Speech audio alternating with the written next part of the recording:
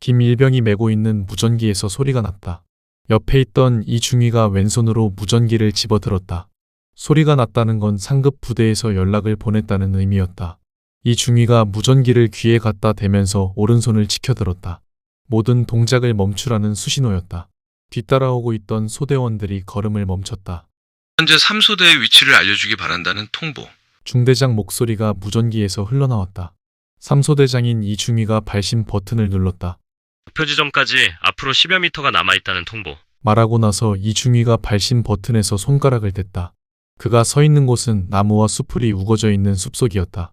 날씨가 좋은 한낮에 와도 그늘이 져서 손전등이 필요한 곳이었다.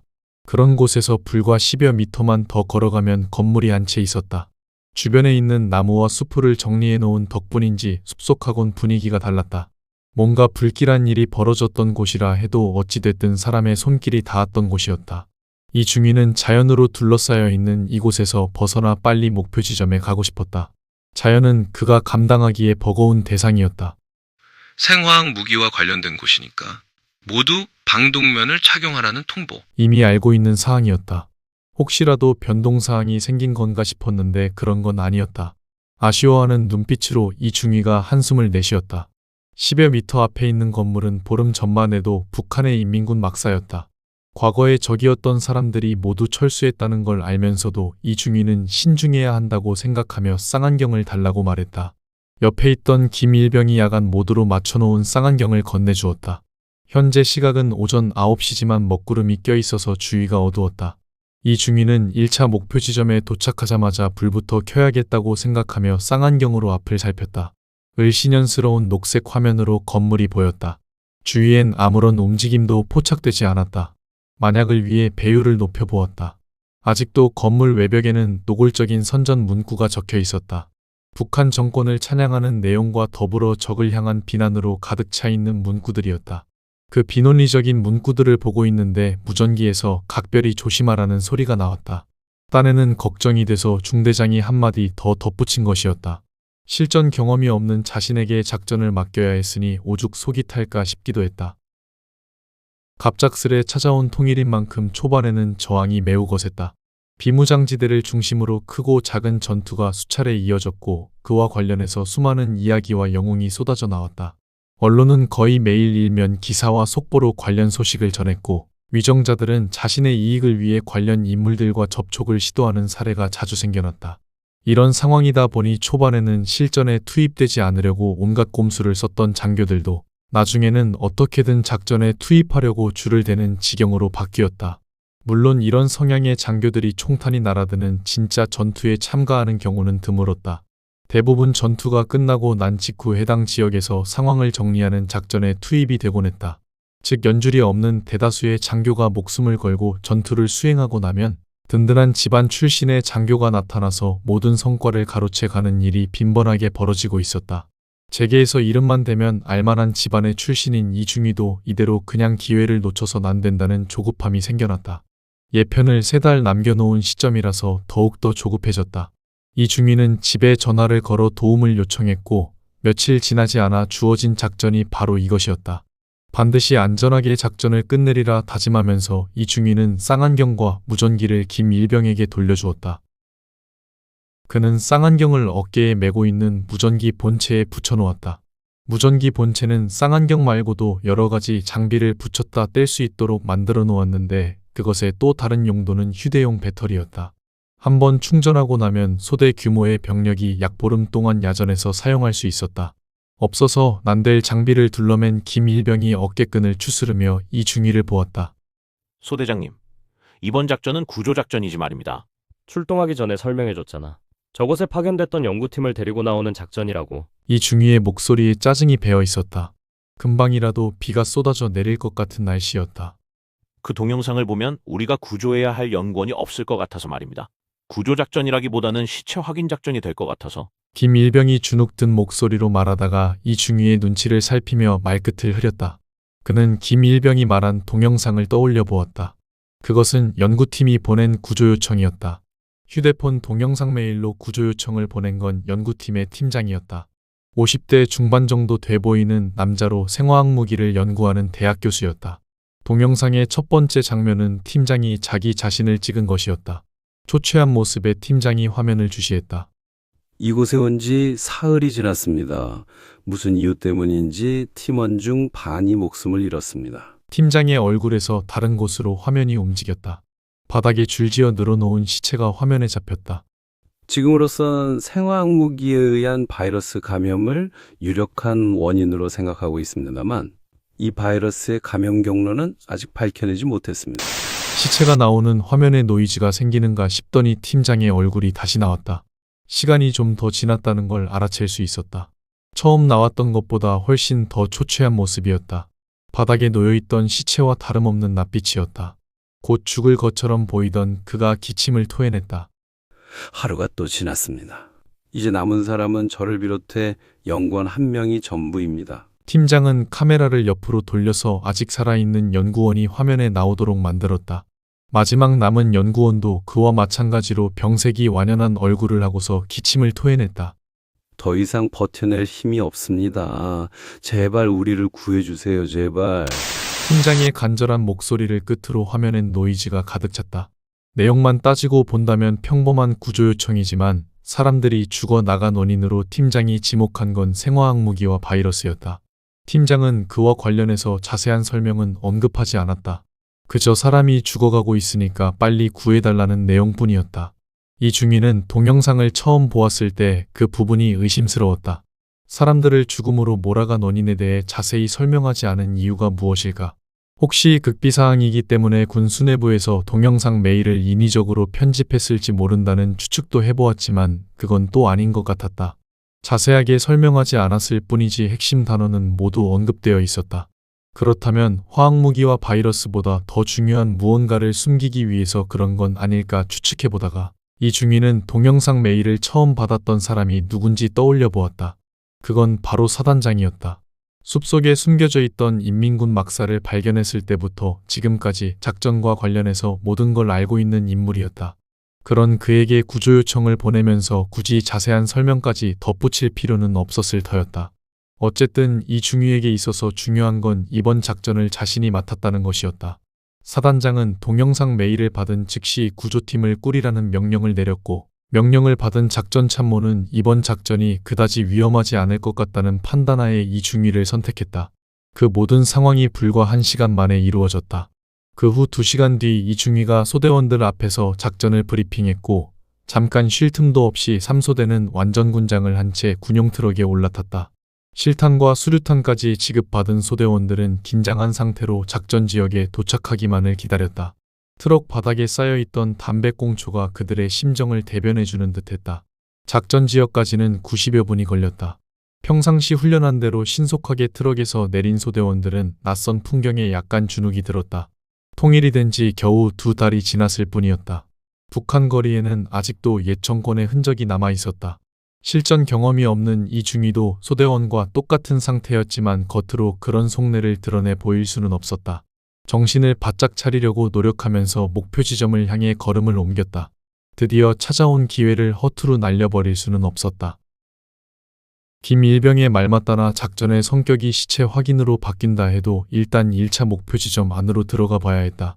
앞을 살펴본 이중위가 오른손을 들어서 뒤에 있는 소대원들에게 실탄을 장전하라는 수신호를 보냈다. 준비하고 있던 소대원들이 놀이쇠를 힘껏 잡아당겼다. 실탄이 장전되는 소리가 동시다발적으로 들려왔다. 조종관을 안전에 맞춰놓은 상태에서 5m 앞으로 전진했다. 이제 저 안으로 들어가 구조작전을 펼쳐야 할 순서가 되었다. 모두 방독면을 착용한다. 실시. 이중위가 직접 육성으로 명령을 내리자 모두 신속하게 방독면을 착용했다. 방독면 안에는 원활한 의사소통을 위해 마이크와 이어폰이 설치되어 있었다. 물론 무선으로 작동하는 장치들이라서 허용 범위가 정해져 있었다. 오로지 무전기로만 사용하기 위한 허용 범위는 200m 이내였다. 만약 허용 범위를 넓혀야 한다면 카메라를 함께 가동시켜야 했다.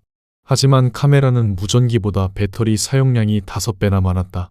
이 중위는 일단 무전기 기능만 켜놓은 채 이어폰이 있는 부분을 손가락으로 두드려 보았다. 각 분대별로 장비를 점검한다. 실시. 이 중위의 명령이 마이크를 통해 소대원들에게 전달되었다. 방독면과 소총 등의 장비를 점검하는 목소리가 이어폰을 통해 들려왔다. 이상 없다는 보고가 여기저기에서 나온 뒤 각 분대장들이 이중위에게 이상 없음을 최종적으로 보고했다. 실전에 한 번도 나가본 적 없는 소대에서 장비에 이상이 있을 리가 없었다. 1분대에서 3분대까지 모두 이상무. 말한 다음 이중위가 김일병을 보았다. 시선을 의식한 김일병도 이중위 쪽으로 고개를 돌렸다. 무전기 및 소총과 방독면 모두 이상 무. 김일병이 마지못해 장비 점검에 대한 결과를 보고했다. 평상시에 훈련할 때는 김일병의 보고를 생략하는 경우가 많았다. 바로 옆에 있어서 굳이 보고해야 할 필요가 없었기 때문이었다. 하지만 그건 훈련을 할 때 얘기였다. 비록 구조작전이라 해도 이것은 실전이었다. 이중위는 교본에 나와 있는 대로 작전을 수행하기 위해 최대한 노력했다. 괜히 훈련할 때처럼 편하게 진행하다가 일이 잘못되면 모든 책임을 자신이 져야 했다. 그런 일이 벌어져선 안 된다고 생각하며 이중위는 작전을 실시하라는 명령을 내렸다. 사전에 계획해놓은 대로 소대원들이 움직이기 시작했다. 1분대장이 커다란 절삭기를 들고 신속하게 뛰어갔다. 그가 뛰어가고 있는 곳은 담장과 담장 사이에 있는 정문 앞이었다. 담장은 가까운 거리에서도 막사가 보일 정도로 높지 않지만 위쪽에 설치해놓은 철조망 때문에 뛰어넘을 수가 없었다. 즉 건물 안으로 들어가기 위해 제일 쉽고 안전한 방법은 자물쇠를 제거하는 것이었다. 중대장이 그에게 언급한 바와 같이 이번 작전의 목표는 첫째도 안전, 둘째도 안전이었다. 1분대장이 절삭기로 자물쇠를 끊는 걸 확인한 뒤 이중위도 그곳으로 잽싸게 뛰어갔다. 안쪽 상황을 살펴보기 위해서 이중위가 정문을 밀었다. 쇠로 만들어진 정문이 날카로운 소리를 내며 열렸다. 아까 쌍안경으로 살펴봤듯이 안쪽에서는 인기척이 느껴지지 않았다. 1분대 막사 앞으로. 이중위의 명령에 따라 1분대장이 오른손을 들어 수신호를 보냈다. 대기하고 있던 1분대원들이 빠른 걸음으로 분대장 뒤를 따라갔다. 정문에서 막사 앞까지의 거리는 약 15m 정도였다. 제일 먼저 막사 앞에 도착한 1분대장이 출입문을 살펴보았다. 허름한 건물 외양과 달리 출입문은 전자 잠금 장치로 굳게 닫혀 있었다. 암호를 알아야 열 수 있는 장치였다. 사전에 계획해놓은 대로 이중위와 1분대장만 방독면에 영상장치를 가동했다. 대장님, 보이십니까? 1분대장이 방독면 위쪽에 있는 소형 카메라로 잠금 장치를 찍으며 물었다. 아직 정문 안으로 들어가기 전인 이중위가 개머리판을 어깨에 바짝 갖다 붙였다.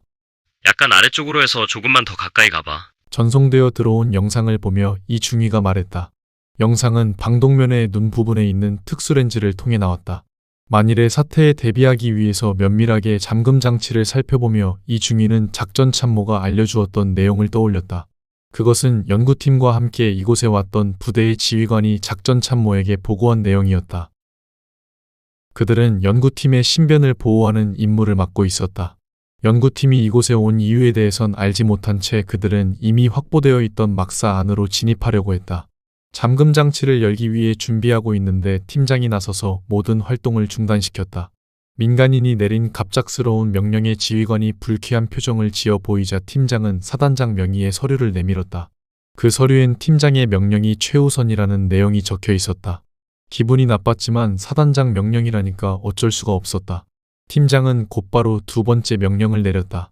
모든 병력은 막사에서 멀찌감치 물러나라는 명령이었다. 출입문 옆에 있던 지휘관을 포함해 모든 병력이 뒤로 물러서자 연구팀이 막사 앞을 가로막았다. 마치 잠금 장치의 암호를 보여주지 않으려는 행동 같았다. 그렇게 사람들이 애워싼 상태에서 출입문을 연 팀장은 그들에게 밖에서 대기하고 있으라는 명령을 내린 뒤 안으로 들어갔다. 막사 밖에서 대기하고 있던 그들이 팀장의 네 번째 명령을 받은 건 그로부터 1시간이 지난 뒤였다. 팀장은 한 사람도 남기지 말고 이곳에서 모두 철수하라고 명령을 내렸다. 이유도 밝히지 않은 채 그는 담장과 담장 사이에 있는 정문도 자물쇠로 채워놓으라고 말했다. 최우선 명령이라니까 그대로 실행할 수밖에 없었다. 담장 밖으로 빠져나간 뒤 그들은 부대로 무사히 복귀했다. 작전 참모는 얘기를 마무리 지은 뒤 한마디 덧붙였다. 만약 팀장이 살아있다면 그의 명령을 최우선으로 받아들여야 한다는 것이었다. 과연 살아있는 게 좋을지 아니면 죽은 채로 발견되는 게 좋을지 알 수 없는 가운데 이중위는 잠금 장치에 관찰을 마쳤다. 잠금 장치 말고 다른 위험한 장치가 있는 것 같지는 않았다. 이중위가 잠금 장치를 해제하라고 명령을 내렸다. 1분대장이 분대원 중 한 명을 불렀다. 상병 계급장을 달고 있는 분대원이 1분대장 옆으로 다가왔다. 그는 어깨에 메고 있던 작은 가방 안에서 손바닥만 한 크기의 장비를 꺼냈다. 훈련했을 때와 똑같이 케이블을 이용해 잠금 장치와 연결한 뒤 장비의 전원을 켰다. 연결되었습니다. 옆에서 작업이 진행되는 걸 지켜보며 1분 대장이 말하자 이중위가 방독면 옆에 붙어있는 버튼을 눌렀다. 왼쪽 렌즈에 나오고 있던 영상이 장비의 모니터 화면으로 바뀌었다. 화면 중앙에 있는 5자리 암호의 배합이 빠르게 바뀌었다. 암호는 숫자와 영문자가 섞여 있는 것이었다. 작은 크기지만 성능은 뛰어났다. 암호를 풀기 시작한 지 30초 만에 잠금 장치가 풀렸다. 1분대 잠시 대기하고 2분대 먼저 진입작전 실시하라. 이중위가 명령을 내리며 아까 그 버튼을 다시 눌렀다. 왼쪽 렌즈를 통해 나오던 화면이 사라졌다. 이제 평범한 렌즈처럼 앞이 보였다. 뒤에서 대기하고 있던 2분대가 담장과 담장 사이를 지나 안으로 들어가고 있었다. 2분대장을 선두로 분대원들이 막사 앞으로 다가갔다. 언제라도 방아쇠를 당길 수 있는 자세를 취한 채 2분대장이 조심스레 출입문을 열었다. 어두운 실내가 모습을 드러냈다. 2분대장이 소총에 달려있는 조명을 켰다. 복도가 길게 이어져 있었다. 바깥에서 보는 것보다 안쪽이 훨씬 더 넓은 듯했다. 2분대장이 막사 안으로 걸음을 옮겼다. 2분대장 카메라 켜봐. 계획했던 대로라면 진입팀은 막사 안으로 들어가기 전에 카메라부터 켜야 했다. 그렇게 강조했는데도 2분대장은 자신이 해야 할 일을 잊어버린 것이었다. 당장 달려가서 머리를 쥐어받고 싶지만 이중위는 애써 화를 참았다. 2분대장이 카메라를 켜자 왼쪽 렌즈에 어두운 복도가 나왔다. 불을 켤 수 있는 스위치를 찾아봐. 이중위의 명령에 2분대원 모두 벽을 향해 조명 불빛을 비췄다. 불빛에 의해 제일 먼저 드러나 보인 건 허공에 떠있던 먼지였다. 오랜 시간 동안 사람이 머물러 있지 않았다는 걸 증명하고 있는 듯한 장면이었다. 이중위는 고개를 갸웃거리며 화면을 보았다. 막사에 기거했던 인민군이 물러난 건 불과 나흘 전이었다. 그들을 정리하고 나서 이튿날 연구팀이 온 것을 감안해도 이런 분위기는 의외였다. 건물 안은 지금 2, 3년쯤 방치된 폐가와 같은 분위기가 감돌고 있었다. 이중위는 어두워서 그런 것뿐일 거라고 여기며 불빛이 닿아 있는 벽면을 살펴보았다. 스위치는 좀채 보이지 않았다. 어두운 곳에서 작전을 수행하긴 싫었다. 이중위는 막사 앞에서 대기하고 있던 1분대도 건물 안에 들어가 스위치를 찾아보라고 명령을 내렸다. 신속하게 안으로 들어간 1분대원들도 조명 불빛으로 벽을 훑기 시작했다. 12명이 켜놓은 조명 불빛이 어두운 공간 안에서 어지럽게 움직이고 있는데 어디선가 스위치를 찾았다는 목소리가 들려왔다. 1분대원 중 한 명이었다. 2분대장이 빠른 걸음으로 그곳을 향해 다가갔다. 왼쪽 렌즈를 통해 스위치가 보였다. 위로 올려봐. 불이 켜지나 확인해보자고. 스위치를 발견한 1분대원이 손가락을 살짝 갖다 댔다. 만일의 경우 부비 트랩이 설치되어 있을지도 몰랐다. 정권이 뒤집혔다는 걸 인정하지 않고 끝까지 항전할 뜻을 밝힌 쪽에서는 막사를 비우기 전에 부비 트랩을 설치해놓기도 했다. 얼마 전에도 막사에 들어갔던 아군이 별 생각 없이 문을 열었다가 참혹하게 폭사당한 적이 있었다. 그 소식을 기억하고 있는 1분대원이 마른 침을 꿀꺽 삼켰다. 조명 불빛이 모두 스위치를 비추고 있었다. 꾸물거리지 말고 어서 올려. 이중위가 목청을 높이자 1분대원은 스위치를 올리면서 잽싸게 뒤로 물러났다. 그를 에워싼 채 상황을 지켜보던 소대원들도 함께 뒤로 물러났다. 현장에 투입된 상황에서는 당연한 반응이었다. 그 짧은 순간에 가장 의외의 반응을 보인 건 어이없게도 이중위였다.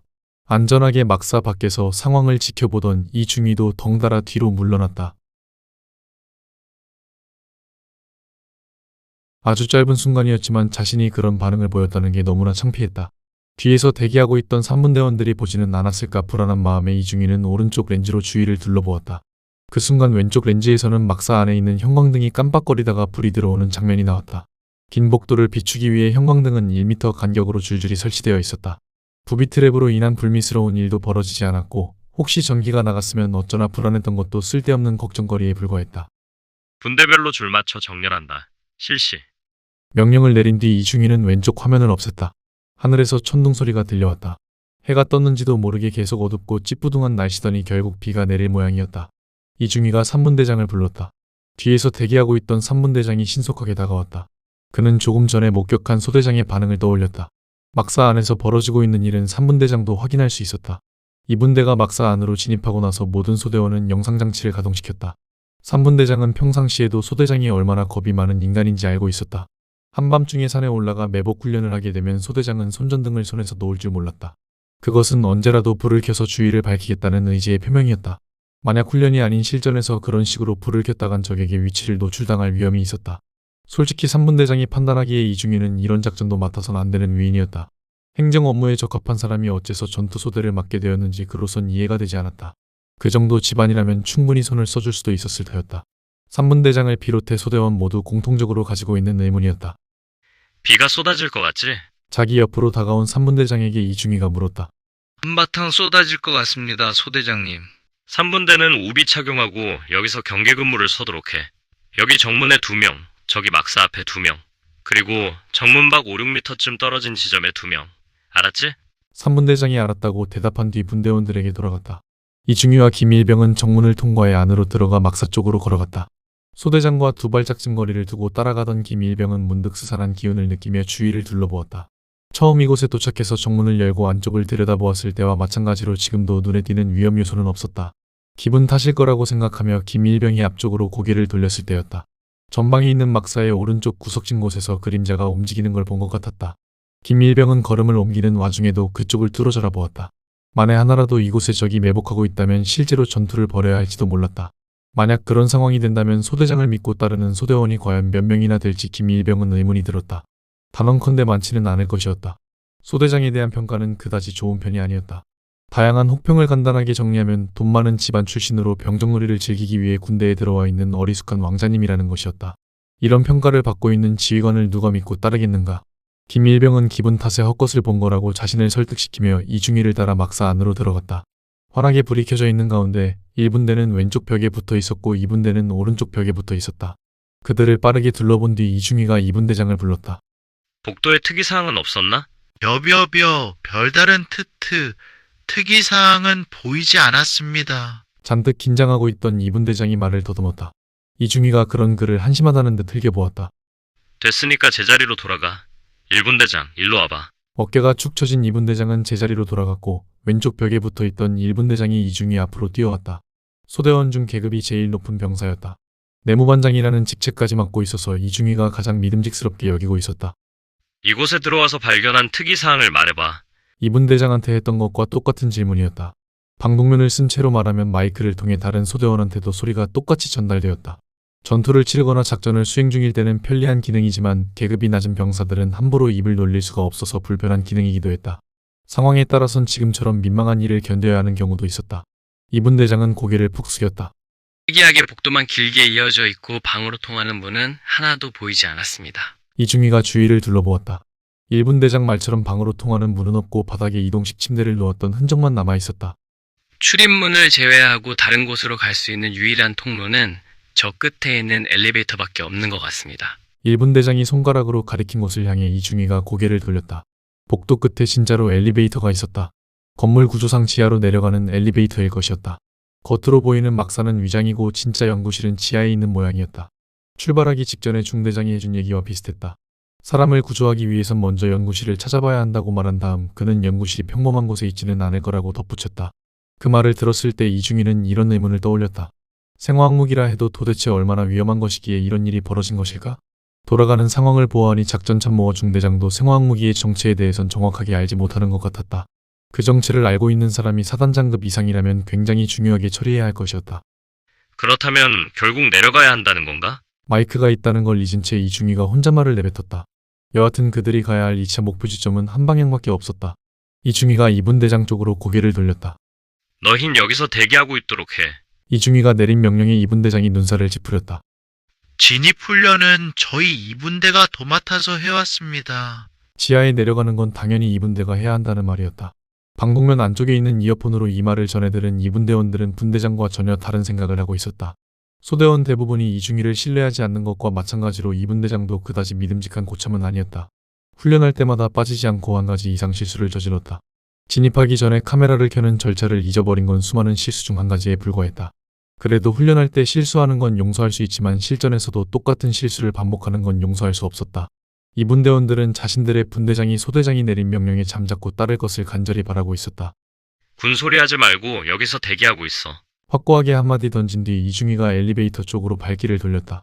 아랫입술을 깨문 이분대장이 일분대장을 보았다. 난들 어떻게 하겠느냐는 의미로 일분대장은 어깨를 으쓱거렸다. 이분대장은 이번에도 포상 휴가 대상자에서 제외될 수 있다는 불안감에 휩싸여 유기목까지 차올랐지만 방독면을 쓴 상태라서 입 밖으로 내뱉을 수는 없었다. 이분대장이 뭔가 실수를 저지르면 뒷수습은 항상 일분대장의 몫이었다. 입대 시기를 보면 일분대장이 이분대장보다 2달 먼저 들어온 고참이었다. 두 사람 사이에 아무도 없었으므로 계급이 낮았을 때는 그 누구보다 서로를 의지하는 사이였다.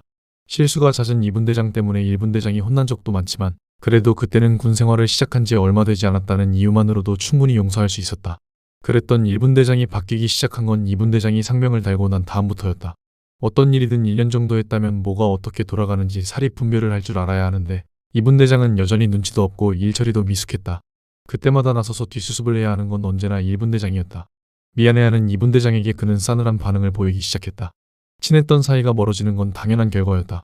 두 사람 다 분대장으로 진급한 다음에는 뭔가 어색한 관계가 되어버렸다. 소대장은 이분대장이 작은 실수라도 저지르면 어김없이 일분대장을 찾았다. 관계는 나아질 기미가 보이지 않았고 이분대장의 자괴감은 점점 더 커졌다. 소총을 움켜잡으며 이분대장이 엘리베이터 방향으로 시선을 던졌다. 엘리베이터 앞에 도착한 이중희가 버튼을 눌렀다. 묵직한 쇳덩어리를 끌어올리는 소리가 건물 안쪽에서 들려왔다. 녹이 슬었는지 듣기 싫은 소음도 함께 섞여 있었다. 현재 위치를 알 수 있을 만한 표시는 그 어디에도 없었다. 엘리베이터가 올라오는 소리를 들으면서 대충 위치를 파악해야 했다. 이중희가 소총의 조종관을 안전에서 사격으로 바꾸라는 명령을 내렸다. 느낌이 이제 곧 도착할 것 같았다. 엘리베이터가 올라오는 속도로 미루어 짐작해보면 건물 5층 정도 깊이일 것 같은데 자네 생각은 어떤가? 일분대장이 대답하기 전에 엘리베이터가 덜커덩 소리를 내며 멈췄다. 만일의 사태에 대비해서 모두 한 발짝씩 뒤로 물러났다. 조종관을 사격으로 바꾼 일분대원들의 총무리가 일제히 문을 향해 집중되었다. 생각보다 상태가 양호한 자동문이 양쪽으로 스르륵 열렸다. 아무도 없는 걸 확인한 뒤 이중희가 앞장서서 걸음을 옮기려던 순간이었다. 살려주시오. 병색이 완연해 보이는 남자가 사각지대에 숨어있다가 모습을 드러냄과 동시에 기절했다. 갑자기 나타난 그를 향해 이중희는 하마터면 방아쇠를 당길 뻔했다. 이중희는 얼른 정신을 차리고 이분대장을 불렀다. 이 남자, 연구팀 팀장이야. 지금 당장 정신을 차릴 것 같지는 않으니까 너희가 여기서 지켜보고 있도록 해. 그야말로 살아있는 게 기적이라고 봐야 할 정도로 야윈 그를 부축하면서 이분대장이 분대원들을 불렀다. 누가 봐도 병을 앓고 있는 것 같은 사람을 맨바닥에 그냥 눕힐 수는 없었다. 이분대장의 명령에 따라 분대원들은 복도 중간에 판초우이와 모포로 눕힐 곳을 만들었다. 그들이 팀장을 그곳에 내려놓는 걸 확인하고 나서 이중희는 엘리베이터 안으로 들어갔다. 안에서 둘러보니 제법 넓은 공간이었다. 이중희는 모두 올라타라고 명령을 내렸다. 김일병을 포함해 성인 남자 7명이 엘리베이터 안으로 우르르 올라탔다. 제일 먼저 들어가 있던 이중희까지 합해서 전부 8명이었다. 무게가 초과되었다는 경보음은 나오지 않았다. 이중희가 닫힌 버튼을 누르면서 복도를 내다보았다. 만약에 숨을 쉬지 않는 것 같으면 바로 알려줘. 알았나? 이분대장? 그 정도 일은 별다른 실수 없이 처리할 수 있을 거라고 믿으며 이중희는 명령을 내렸고 그 정도 일은 별다른 무리 없이 처리할 수 있다고 확신하며 이분대장은 알겠다고 대답했다. 곧이어 문이 닫혔다. 층수 버튼이 보이지 않아서 어떻게 해야 할까 고민하고 있는데 엘리베이터가 자동으로 내려가기 시작했다. 이중희는 왠지 모를 불안감에 휩싸여 앞을 보았다. 방금 보았던 팀장의 모습이 아무래도 심상치 않게 여겨졌다. 동영상에서 봤던 모습보다 훨씬 더 야위고 병색이 짙어 보였다. 동영상에선 머리카락이 온전했는데 현실에서 만난 팀장의 머리엔 모발이 군데군데 남아있을 뿐이었다. 눈 주위는 움푹 들어가 해골 같은 인상이었다. 어쩌면 팀장이 유일한 생존자일지도 모르는 상황이었다. 팀장은 자기 이외의 연구원이 한 명 더 살아있다고 말했지만 현실에서 팀장을 만나고 나니 희망보다 절망이 더 많이 떠올랐다. 김일병이 말했던 대로 구조작전이 아니라 시체가 몇 구나 있는지 확인하는 작전이 될 가능성이 커졌다. 이중희는 머릿속에 떠오른 끔찍한 장면들을 지우려고 했으며 소총을 움켜잡았다. 과연 생사가 불분명한 사람을 위해 이 많은 인원이 움직인다는 게 옳은 것인지 의문이 들었다. 여러 가지 이유 때문에 당장 올라가고 싶은 마음을 억누르면서 앞에 있는 자동문을 보았다. 내려가는 속도가 차츰 줄어들었다. 곧 도착할 거라는 신호로 느껴졌다. 어떤 상황인지 알 수 없으니까 모두 정신 똑바로 차리도록 해. 알았지? 네, 알겠습니다. 이중희가 말하자 안에 있던 병사들이 한 목소리로 대답했다. 덜커덩 소리를 내며 엘리베이터가 멈췄다. 모두 앞을 향해 소총을 겨누었다. 자동문이 양쪽으로 스르륵 열렸다. 이중희는 순간 욕이 나오려는 걸 겨우 참았다. 환하게 불이 켜져 있는 엘리베이터 안과 달리 밖은 칠흑같이 어두웠다. 생존자 유무에 대해서만 신경 쓰다 보니까 정작 중요한 건 고려하지 못한 상황이었다. 이중희는 순간적으로 머리가 텅 빈 듯한 느낌이 들었다. 만약 저 정도 어둠 속에 갇히게 된다면 낮과 밤을 구분할 수 없어서 시간 개념조차 사라져버릴 것 같았다. 어둠을 싫어하는 이중이로서는 단 하루, 아니 몇 분 몇 초도 견디기 힘들 것 같았다. 마른 침을 삼키면서 그는 소총에 달려있는 조명을 켰다. 지상에서와 마찬가지로 이곳도 복도가 길게 이어져 있었다. 다른 점이라면 복도 양옆으로 수많은 문이 있다는 건데 문이 있다는 건 그 너머에 또 다른 공간이 존재한다는 걸 의미했다. 이중이가 문 위에 있는 팻말을 향해 조명을 비춰보았다. 암호 같은 숫자가 적혀 있었다. 뭘 의미하는 건지 지금으로선 알 수가 없었다. 소 대장님, 일단 복도로 나가야 할 것 같은데 말입니다. 엘리베이터 문이 자동으로 닫히기 전에 1분 대장이 손으로 문을 잡았다. 이중이는 나갈까 말까 망설이고 있었다. 그는 선뜻 걸음을 옮기기가 어려웠다. 방독면을 쓰고 있어서 표정이 드러나지 않는 게 그나마 다행이다 싶을 정도로 이중이는 겁에 질려 있었다. 작전에 대한 설명을 들었을 때 이중이가 속으로 안도했던 것 중 하나가 바로 시간이었다. 야간 작전이었다면 그는 분명히 집에 연락했을 것이었다. 지금도 안주머니에 들어있는 휴대폰을 꺼내서 전화하고 싶은 마음이 굴뚝 같았다. 소 대장님, 그를 재촉하는 1분 대장의 목소리가 들려왔다. 나가야지. 어두워도 일단 나가야지. 이중이가 억지로 걸음을 옮겼다. 정말 내키지 않는 발걸음이었다. 어두운 것도 문제지만 을씨년스러운 분위기도 문제였다.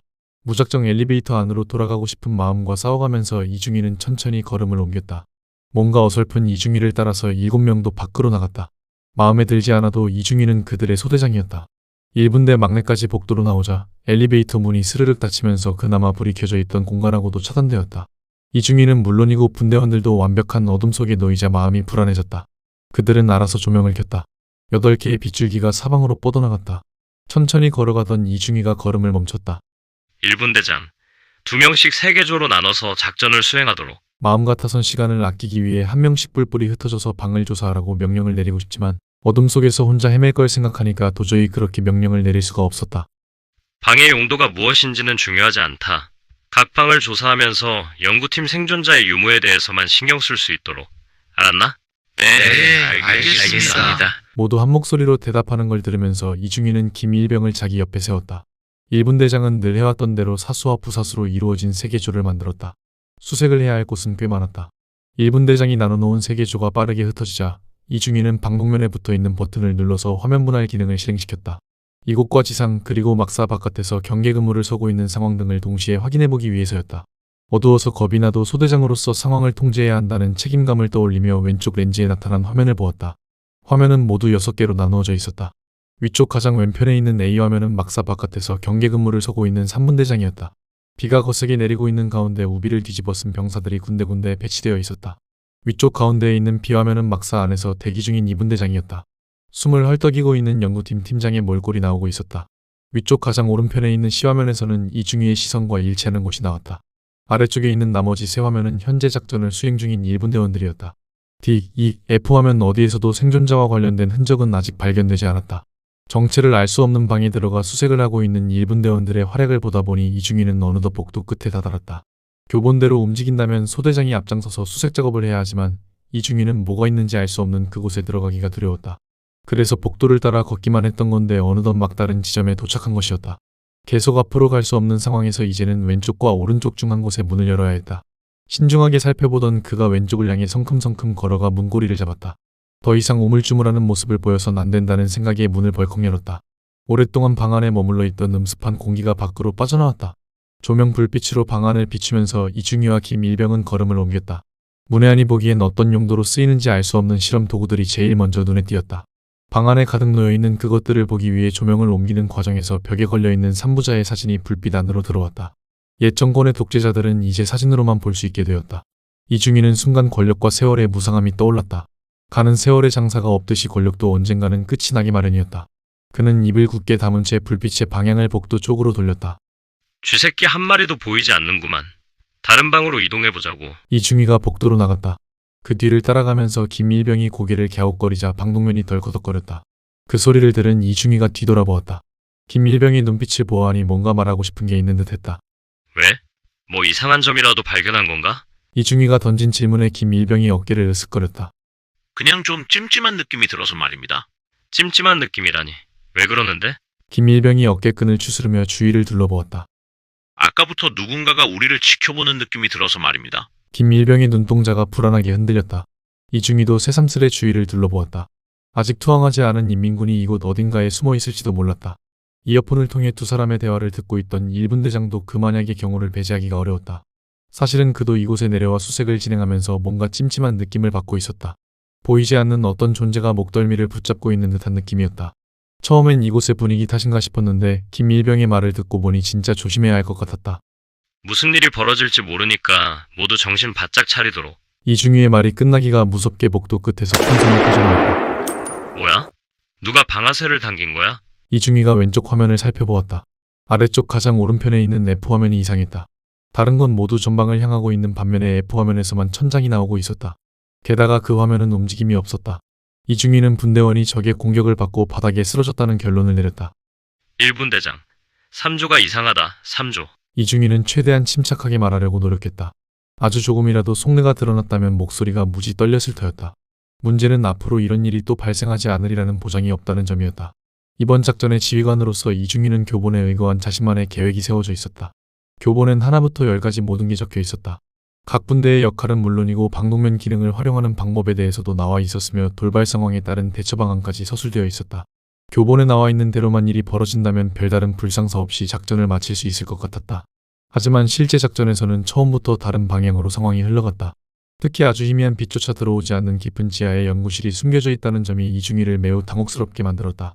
지상에서와 마찬가지로 불을 켠 다음 작전을 수행할 수 있다면 불행 중 다행이었을 텐데 그러지 못한 상황이라서 이중희는 어둠에 대한 두려움을 최대한 감내하며 작전을 수행하고 있었다. 그런데 이제는 총성까지 들려온 것이었다. 이중희는 어딘가에 숨고 싶은 마음을 꾹 참으며 1분 대장을 찾았다.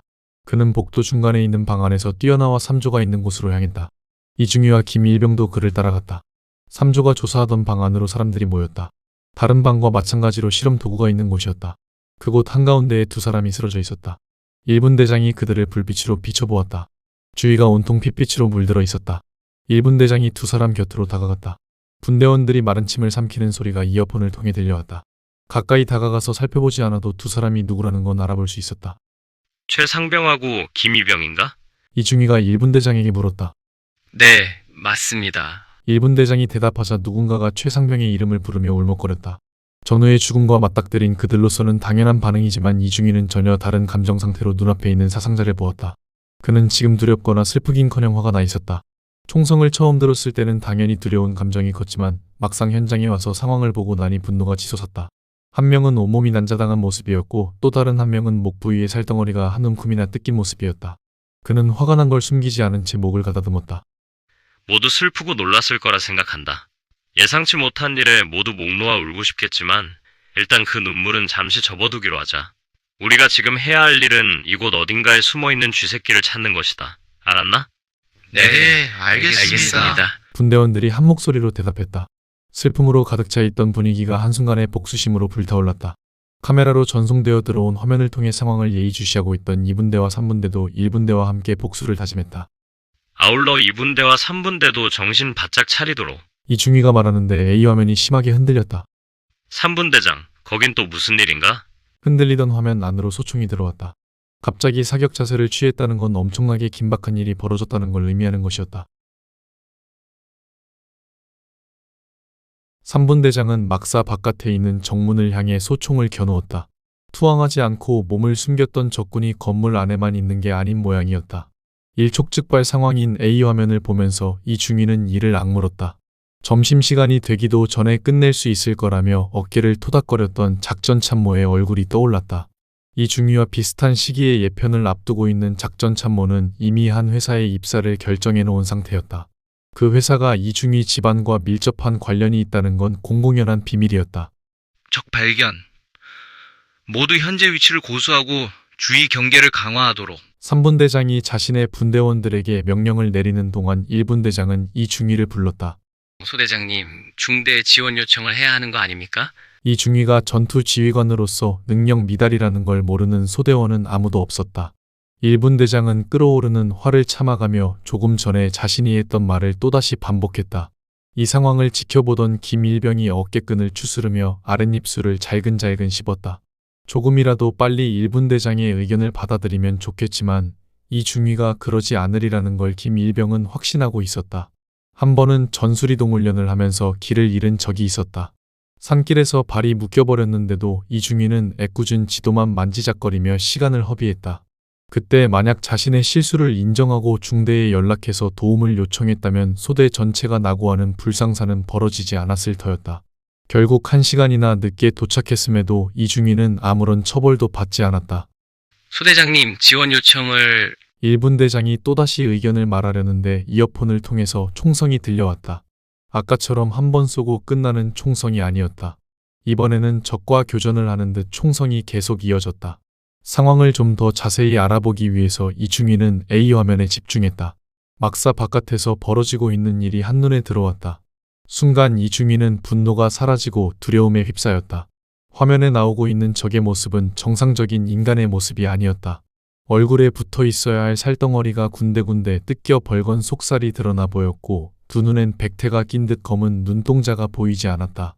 인민군 복장인 그들은 빈손을 아래로 늘어뜨린 채 아군을 향해 다가왔다. 느릿느릿하게 움직이는 모습이 꼭 나무늘보를 연상케 했지만 흉측한 몰골은 두려움을 증폭시켰다. 분명 바이러스에 노출이 된 탓에 저런 모습으로 변했을 거라고 확신하는데 이중희가 버럭 소리를 질렀다. 젠장. 저 새끼들 안상병한테 달라붙어서 뭐하고 있는 거야? 그가 지칭한 안상병은 이미 싸늘한 시체가 되어 정문 앞바닥에 널브러져 있었다. 그 시체에 달라붙은 인민군들은 살덩어리를 한 움큼씩 손에 쥐고 우적우적 먹고 있었다. 모두 안상병의 몸에서 뜯어낸 살덩어리였다. 3분대장이 다시금 사격명령을 내렸다. 분대원들의 소총에서 일제히 실탄이 발사되었지만 그들은 죽지 않았다. 실탄이 몸을 뚫고 나갈 때 받을 수 있는 충격으로 인해 바닥에 쓰러지긴 했어도 총성이 잦아들면 곧바로 몸을 일으켰다. 악에 받친 목소리로 3분대장이 사격명령을 반복하는 순간 이어폰을 통해 3분대원의 비명이 들려왔다. 솔직히 이곳에 있는 1분대원이 아니길 천만다행이라고 여기며 이중희는 A 화면을 보았다. 비명이 터진 방향으로 A 화면이 움직였다. 방아쇠를 당기지 못한 채 부들부들 떨고 있는 3분대원을 향해 인민군이 느릿느릿 다가갔다. 총을 쏘라고 소리 지르던 3분대장은 당장 도망치라고 명령을 바꾸었다. 그건 할 수 있겠다는 듯 3분대원이 발길을 돌릴 때 나무늘보 같았던 인민군이 잽싸게 움직여 그를 덮치더니 목을 물어뜯었다. 주 죽기 싫어. 나는 이런 데서 죽기 싫다고. 1분대원 중 한 명이 방독면을 벗어버리고 소리를 질러댔다. 미처 말릴 틈도 없었다. 방독면을 벗은 이등병이 엘리베이터를 향해 뛰어갔다. 나머지 사람들은 그런 그를 바라만 보고 있었다. 말은 하지 않았지만 이곳에 있는 사람들 모두 그가 어떻게 되는지 결과를 보고 싶었다. 이중희도 똑같은 생각을 하며 이등병을 눈으로 쫓아갔다. 중간쯤 가던 이등병이 자리에 털썩 주저앉았다. 두세 개에 불과하던 조명 불빛이 전부 다 그를 향해 집중되었다. 괴롭게 숨을 몰아쉬던 이등병은 곧 피를 토하며 바닥에 쓰러졌다. 저기 소대장님. 이번엔 이분대장이 이중희를 불렀다. 왜? 무슨 일이 또 벌어졌나 싶어서 이중희는 놀란 목소리로 물었다. 팀장 말입니다. 숨이 끊어진 것 같습니다. 아군 사상자가 4명이나 발생한 뒤였다. 이런 상황에서 이분대까지 적의 공격을 받게 된다면 사상자는 훨씬 더 늘어날 것이었다. 적의 공격은? 바깥 상황을 확인한 즉시 막사 앞에서 경계 근무를 서던 3분 대원들을 안으로 대피시키고. 여기까지 말한 이분대장이 입을 다물었다. 이중희는 A 화면과 B 화면을 재빨리 번갈아 보았다. 막사 바깥에 있는 3분대장은 여전히 교전을 벌이고 있었고 2분대장은 굳게 닫아버린 출입문을 바라보고 있었다. 왔다 갔다 움직이던 이중희의 눈동자가 B 화면을 가리켰다. 그러고 난 뒤에는 문을 닫을 수밖에 없었습니다. 막사 밖으로 나가서 3분대를 도와주는 대신 2분대장은 후퇴를 선택한 것이었다. 비열한 선택이라고 비난을 퍼부어야 마땅했으나 이중희는 쉽게 입이 떨어지지 않았다. 만약 2분대장이 분대원을 이끌고 밖으로 나갔다면 지금쯤 3분대와 마찬가지로 고전을 면치 못했을 것이었다. 적은 느릿느릿 움직이다가도 공격 대상이 나타나면 재빨리 움직였다. 실탄이 몸을 뚫었는데도 죽지 않고 움직이는 모습은 끔찍한 악몽이긴 했지만 또 다른 시각으로 보면 강력한 무기가 될 수 있을 것 같기도 했다. 이중희는 이와 관련된 소문을 들어본 기억이 났다. 북한 정권이 무너진 다음 이곳저곳에서 발견된 극비서류 중에 생화학 무기 자료가 나왔다는 소문이었다. 생존율이 월등히 강한 슈퍼군인을 만들어내기 위해서 그들이 생화학적 실험을 진행해왔다는 것이었다. 그런 소문을 처음 들었을 때 이중희는 말도 안 되는 헛소리라며 일축해버렸다. 이유는 북한이 그런 기술을 보유하고 있다는 걸 인정할 수 없었기 때문이었다. 사단장이 그 말도 안 되는 소문을 뒷받침할 수 있는 실질적인 증거를 찾기 위해 눈이 벌게져 있다는 소문도 들려왔지만 이 중위는 크게 신경 쓰지 않았다. 그러거나 말거나 시간은 흘러갈 것이고 3달 뒤에는 군복이 아닌 양복을 입고 회사에 출근하게 될 예정이었다. 이번 작전을 수행하려고 했던 건 무용담을 만들어 보려는 개인적인 욕심 때문이었다. 이 중위는 지금 자신의 선택을 뼈저리게 후회하고 있었다. 방아쇠를 당기고 있던 3분대장이 실탄이 부족하다는 사실을 이 중위에게 알렸다. 뭐라고 대답해줘야 할지 몰라 망설이고 있는데 3분대장 앞으로 적이 나타났다. 비명과 같은 육두문자를 내지르며 그가 방아쇠를 당겼다. 실탄이 적의 몸을 뚫었지만 별다른 성과는 없었다. 오히려 적의 화만 돋은 모양인지 3분대장을 향해 괴물이 무서운 기세로 달려들었다. 끔찍한 비명과 함께 화면이 노이즈로 가득 찼다. 사격 자세를 취하고 있던 이 중위의 팔이 아래로 축 처졌다. 소대장님, 중대에서 연락이 왔습니다. 김일병이 어깨에 메고 있는 본체에서 케이블을 뽑아 이 중위에게 내밀었다. 이 중위는 정신이 나간 사람처럼 온몸이 축 늘어져 있었다. 김일병은 속으로 큰일 났다고 생각하면서 자신이 직접 이 중위의 방독면에 케이블을 꽂았다. 이제 이어폰을 통해 들을 수 있는 건 중대의 무전 연락밖에 없었다. 삼소대장, 작전이 얼마나 진행됐는지 알려달라는 통보. 중대장 목소리가 들리자 이 중위는 반사적으로 몸에 힘을 주었다. 김일병은 그의 모든 반응을 유심히 살펴보았다. 생존자는 없다는 통보. 팀장을 찾아내긴 했지만 발견한 뒤 숨이 끊어졌다는 통보. 작전 상황에 대해 말하는 이 중위의 표정이 시시각각 변했다. 분노로 일그러졌던 얼굴이 금방 울상으로 변하는가 싶더니 다시금 고통받는 사람처럼 인상을 찌푸렸다. 그 표정을 자세히 들여다볼 수는 없어도 이 중위가 지금 정상이 아니라는 건 확실하게 알아챌 수 있었다. 김일병은 앞으로의 행보가 심히 걱정되었다. 그 외 다른 특이사항은 없는지 알려달라는 통보. 잔뜩 찌푸렸던 인상을 펴면서 이 중위가 숨을 크게 들이마셨다. 개인적인 욕심을 채우는 것보다 중요한 문제가 생겼다. 그것은 바로 생존에 대한 욕구였다. 이곳에서 살아남기 위해선 모든 걸 내려놓고 도움을 요청해야 했다. 이 중위가 숨을 길게 내쉬었다. 막사 안팎에서 적의 공격을 받고 있다는 통보. 적의 공격이라니? 무슨 소리야 그게? 거긴 이미 정리가 끝난 곳이란 말이야. 적의 공격이란 말에 중대장이 흥분한 목소리로 이 중위를 추궁했다. 겨우 구조작전일 뿐인데 사상자가 생긴다면 중대장도 책임을 면하기 어려웠다. 사실 작전 참모가 이 중위를 꼭 집어서 선택했을 때부터 뭔가 불길한 예감이 들었었지만 중대장은 어쩔 수 없이 그를 작전에 투입시켜야 했다. 작전 참모와 이 중위의 관계를 둘러싸고 떠돌았던 소문과 최근 사단장이 찾고 있다는 북한 측 생화학 무기의 존재에 대한 소문 등이 어떠한 식으로든 연관되어 있을지도 모른다는 의심이 들었기 때문이었다. 이 중위와 밀접하게 관련 있는 대기업의 작전 참모가 줄을 댔다면 필시 사단장도 연관되어 있지 않을까 싶었던 것이었다. 만약 그 관계가 사실이라면 사단장이 생화학 무기를 찾으려는 이유도 국가에 충성하려는 마음보다 사리사욕을 채우기 위한 목적일 가능성이 클 거라고 중대장은 추측했다. 화학무기에 노출되어 괴물로 변한 적들이 어딘가에 숨어 있다가 모습을 드러내고 있습니다. 괴물로 변해? 자네 지금 나랑 장난하자는 건가? 지휘관으로서 능력이 없으면 나이값이라도 해야 하는 것 아닌가. 정말이지 군인으로선 낙제를 줄 수밖에 없다고 생각하는데 이 중위의 비명이 들려왔다. 도대체 자네 왜 그러는 건가? 영문을 알 길 없는 중대장이 목소리를 높였다. 이 중위는 혼미해지는 정신을 붙잡으려고 애쓰면서 버튼을 눌렀다. 자신이 보고 있는 장면을 중대에 전송할 때 사용하는 버튼이었다. 비화면에서는 끔찍한 장면이 나오고 있었다. 죽었다고 판단한 팀장이 자리에서 일어나 이분대원의 목을 물어뜯었다. 저 사람 지금 뭐 하고 있는 거야? 화면을 본 중대장도 놀란 목소리였다. 병사들은 이분대원을 공격한 남자를 향해 총을 쏘아댔다. 하지만 그는 아무렇지도 않은 듯 다른 부위의 살을 뜯어 먹기 위해 몸을 숙였다.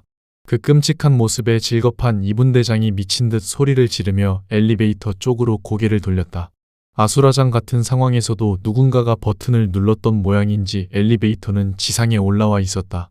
저걸 타고 지하에 내려가 본들 상황이 더 나아지진 않을 거라고 이분대장은 생각했다. 오히려 지금은 지하와 연결된 통로를 없애는 게 더 나은 선택인 것 같았다. 괴물로 변한 팀장은 지하에서 올라왔다. 이분 대장이 결심을 굳힌 듯 고개를 끄덕이더니 X반도에 꽂아놓은 수류탄을 집어들었다. 수류탄은 만약의 사태를 위해서 각 분대장과 소대장한테만 하나씩 지급되어 있었다. 수류탄의 안전핀을 뽑은 그의 시선은 여전히 엘리베이터를 향해 있었다. 어차피 지하에 내려가 있는 1분대장과 소대장하고는 사이가 썩 좋은 편도 아니었다. 미련 따윈 없다고 생각하며 그가 수류탄을 던지려는데 옆에서 수상한 인기척이 느껴졌다. 끝장이구나 생각하며 고개를 돌린 순간 괴물이 2분대장을 공격했다. 화면이 흔들리면서 입안 가득 피와 살을 머금은 팀장의 얼굴이 나왔다. 실핏줄이 거미줄처럼 퍼져있는 하얀 눈동자가 오른쪽으로 움직였다. 엘리베이터를 볼 수 있는 방향이었다. 수류탄을 쥐고 있는 2분대장의 손에서 힘이 빠져나가는 건 그야말로 시간 문제였다. 도대체 무슨 일이 벌어지고 있는 거야? 말씀드리지 않았습니까?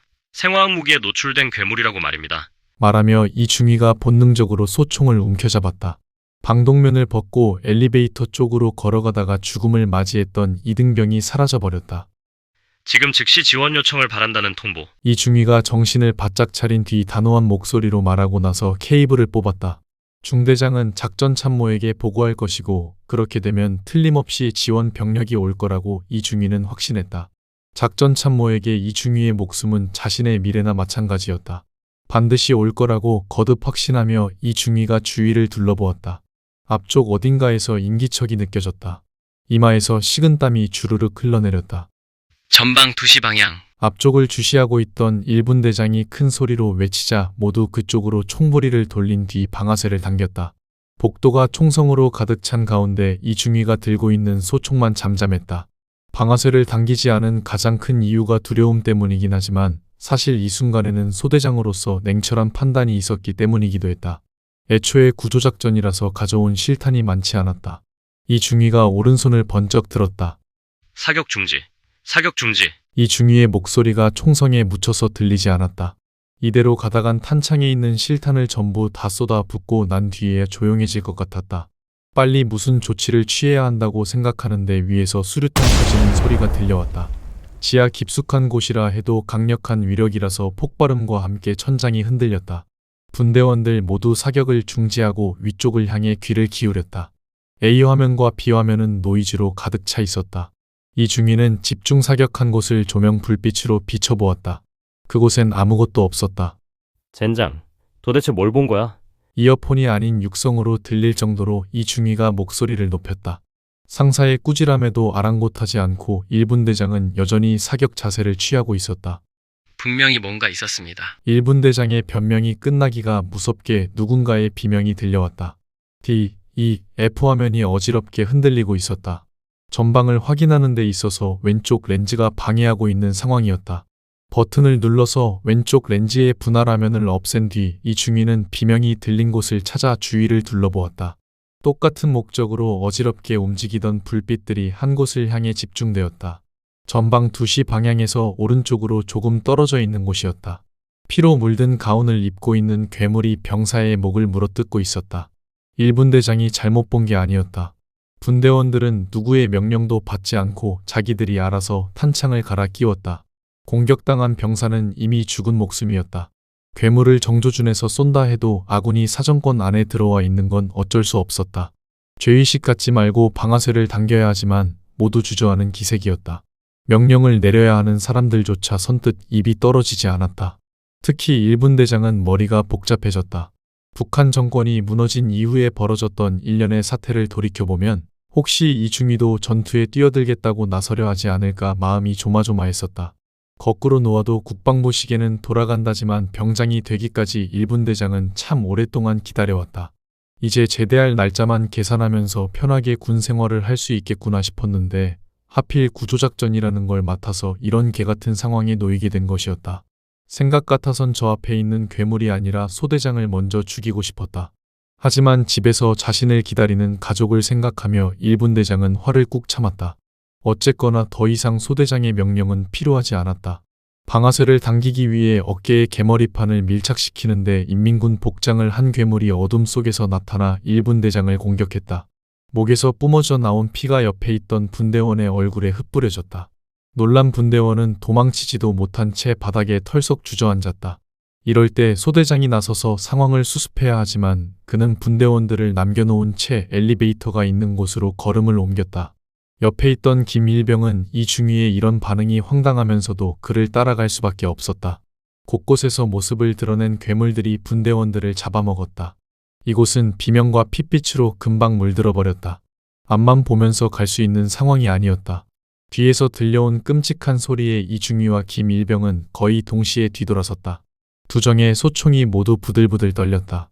불빛이 닿는 곳마다 온통 핏빛으로 물들어 있었다. 두 사람은 조심스레 뒤로 물러나면서 또 다른 괴물이 나타나지 않을까 예의주시하고 있었다. 무전기에서 소리가 난 건 엘리베이터까지 3m쯤 남겨놓았을 때였다.